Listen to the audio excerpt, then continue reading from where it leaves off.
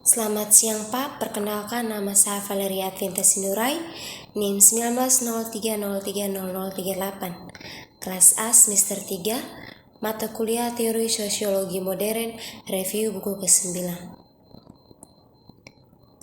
Tentang pengantar teori tes klasik dan modern. Bab 1, apa itu teori uji? Untuk memahami perlunya teori uji, pertama-tama perlu untuk memahami hal-hal tentang sifat dasar pengukuran, konstruksi, dan tes psikologis. Wetzgerov 1951 menggambarkan pengukuran sebagai operasi yang dilakukan pada dunia fisik oleh seorang pengamat. Misalkan, psikologi perkembangan bekerja di persekolahan, memperhatikan bahwa dalam berbagai kegiatan bermain, beberapa anak berulang kali mencoba mengarahkan kegiatan orang lain.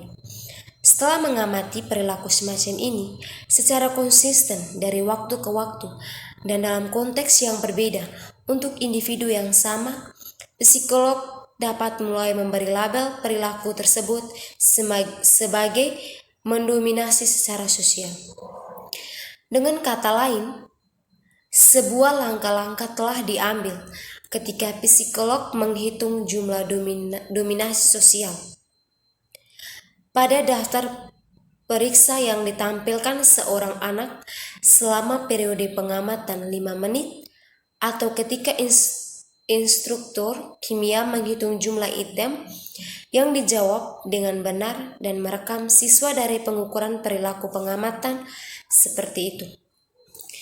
Pengembangan uji menarik inferensi tentang jumlah konstruk teologis yang menjadi ciri individu. Mengapa psikolog dan pendidikan berusaha mengukur konstruk yang tidak dapat diamati secara langsung? Karena konstruksi psikologis adalah abstraksi yang hanya dapat dinilai secara kompiasi desain instrumen untuk mengukur variabel-variabel seperti itu menyajikan beberapa masalah tantangan. Pertimbangan 3 situasi ilustrasi di mana pengukuran konstruk psikologi diinginkan.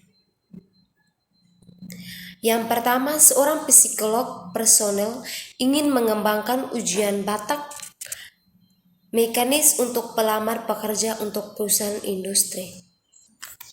Yang kedua, seorang psikolog sekolah ingin mengembangkan skala untuk menilai sikap guru terhadap siswa yang cacat fisik.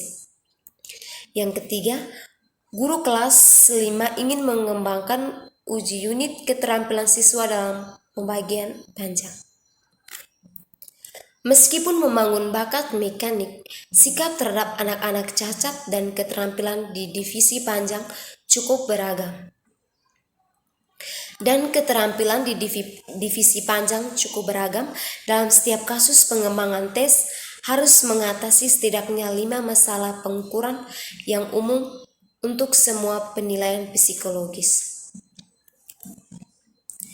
Tidak ada pendekatan tunggal untuk yang pertama, tidak ada pendekatan tunggal untuk pengukuran konstruk apapun secara universal dikenakan. Karena pengukuran konstruksi psikologis selalu tidak langsung berdasarkan perilaku yang dianggap relevan dengan konstruk yang sedang dipelajari. Selalu ada kemungkinan bahwa dua ahli teori yang berbicara tentang konstruk yang sama dapat memilih jenis perilaku yang sangat berbeda untuk mendefinisikan konstruksi itu secara operasional. Yang kedua, pengukuran psikologis biasanya didasarkan pada sampel terbatas. Dalam contoh, tidak mungkin untuk menghadapi siswa dengan semua masalah yang mungkin dalam divisi panjang yang mungkin diharapkan untuk dipecahkan. Dengan demikian, setiap upaya untuk mengukur keterampilan mereka di bidang ini harus hanya melibatkan sampel dari semua masalah tersebut. Yang ketiga, pengukuran yang diperoleh adalah tujuan kesalahan. Sebagian besar pengukuran psikologis didasarkan pada sampel observasi yang terbatas dan biasanya diambil pada waktu yang tepat. Yang berikutnya, teori tes sebagai disiplin. Studi tentang masalah pengukuran yang baru saja dijelaskan dan metode penyelesaiannya telah berkembang menjadi disiplin khusus dalam pendidikan dan psikologi yang dikenal sebagai teori tes. Isi dari kursus dalam teori tes berhubung terutama dengan metode untuk pertama memperkirakan sejauh mana masalah ini mempengaruhi pengukuran yang diambil dalam situasi tertentu, dan kedua, merancang metode untuk mengatasi atau meminimalkan. Tujuan dari kursus dalam teori tes adalah untuk membantu siswa menjadi sadar akan logika dan model matematika yang mendasari praktek standar dalam penggunaan dan konstruksi tes. Berikutnya asal-usul sejarah. Perkembangan sejarah teori tes telah terjalin dengan perkembangan psikologi sebagai disiplin ilmu. Teori tes berkembang dari upaya para psikolog di Eropa dan Amerika Serikat saat mereka mempelajari berbagai masalah psikolog dan pendidikan. Yang pertama, merumuskan pertanyaan atau hipotesis penelitian. Yang kedua, menentukan definisi operasional untuk setiap variabel dalam hipotesis dengan menentukan bagaimana hal itu harus dikontrol atau diukur selama penelitian. Yang ketiga, mengembangkan atau memilih instrumen dan produser yang diperlukan untuk memperoleh dan menguatkan pengamatan pada masing-masing. Dan yang keempat, menguji keakuratan dan sensitivitas instrumen dan produser yang akan digunakan. Yang kelima, mengumpulkan data eksperimen dalam kerangka desain eksperimental yang akan memungkinkan pertanyaan asli dijawab. Yang keenam, merangkum data secara matematis dan bila perlu melakukan tes statistik. Bab 2. Konsep statistik untuk teori pengujian. Dalam pendidikan dan ilmu sosial, statistik digunakan untuk dua tujuan utama, deskripsi dan kesimpulan. Statistik deskriptif meringkas atau mendeskripsikan distribution nilai untuk satu set pengamatan.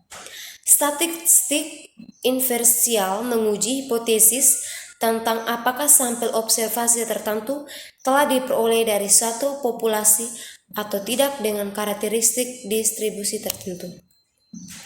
Ukuran variabilitas. Ukuran tendensi sentral saja jarang memadai untuk menggambarkan kinerja keberanian kelompok dalam ujian. Ini terlihat jika kita membayangkan seorang siswa yang baru saja diberitahukan bahwa dia mendapat nilai S pada tes biologi 10 IT. Berikutnya menjelaskan kinerja Emergent Score. Meskipun mean dan deviasi standar paling sering digunakan untuk mendeskripsikan karakteristik kinerja kelompok, kedua statistik ini juga dapat digunakan untuk membuat transformasi skor yang akan membuat skor individu lebih dapat ditafsirkan. Berikutnya distribusi normal. Salah satu konsep sentral dalam teori tes adalah distribusi normal.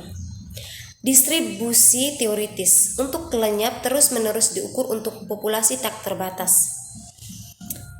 Bingling dan di abad ke-19, matematika seperti Kurt dan Galton terpesona menemukan bahwa distribusi frekuensi untuk sejumlah besar pengamatan pada raga sifat dengung seringkali mendekati berbentuk lonceng yang kita sebut kurva normal. Berikutnya menjelaskan hubungan antar dua variabel.